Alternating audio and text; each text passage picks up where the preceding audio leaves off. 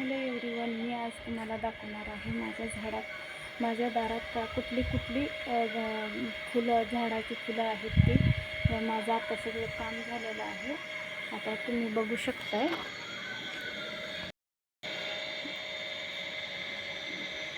जास्वंदाचे केवढं फुल आले. एक कळीसुद्धा आली आहे. इथं सदाफुली आली, हे शूचं आले. आणि तुम्हाला मी दाखवते माझ्या दाराच्या पाठीमागं आलेलं जंगली कृष्णकमळाचं वेल. ते जंगली कृष्णकमळाचंच वेल आहे का ते तुम्ही मला सांगा.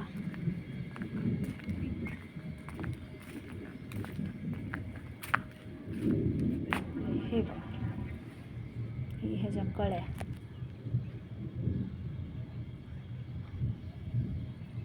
कळ्या आणि फुलं ही आता सकाळी उमलतील. सगळे फुलं आज सकाळी आली होती, 4-5-6 फुलं. तर ते फुलं सुकून गेले आणि मी ही तुम्हाला दाखवते. आता 3 वाजलेले आहेत. तुमच्याकडं आभाळ आलं आहे का? बघा, आमच्याकडं तर आभाळ आलं आहे. आणि नक्की कमेंट बॉक्समध्ये सांगा की हे जंगली कृष्णकमळ आहे का.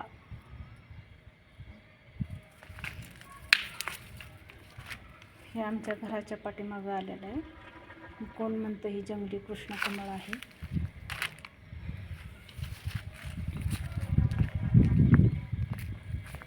चला मी दाखवते आता तुम्हाला आमच्या घरात मी केलेली साफसफाई आणि आमच्या नारळाच्या झाडाला आलेला कोंब. हे चिंगू, हे बघा आमचं छोटं बाळ आमचं. ए बाबा, ह्याला दूध आण. हे बघा, दूध आण. आलं घरात दूध आण. दूध दे त्याला आणि बाहेर हे कर. आमचा टेडी बेअर. बघा, सगळी साफसफाई स्वच्छता झालेली आहे.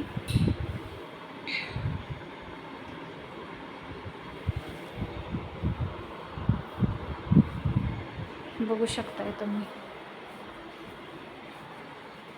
किचन रूम पण आवरून झालेला आहे. ह्याला दूध दे बाबू.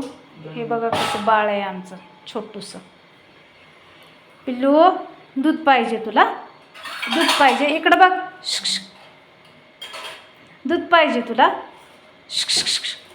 इकडं बघ. हो, दूध पाहिजे तुला? पाहिजे का दूध? ए, मारू नको बाबा त्याला. दूध पाहिजे का? इकडं बघ. दूध पाहिजे? दूध पाहिजे, भूक लागली. बघा कसं जात आहे आता.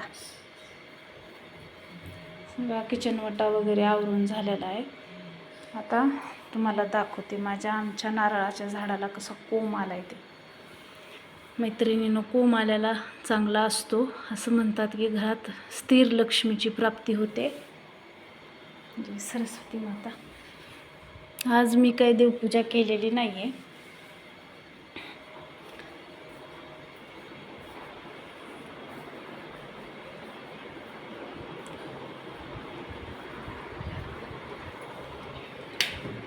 आमच्याकडं तर खूप आभाळ आले. बकेट आणते.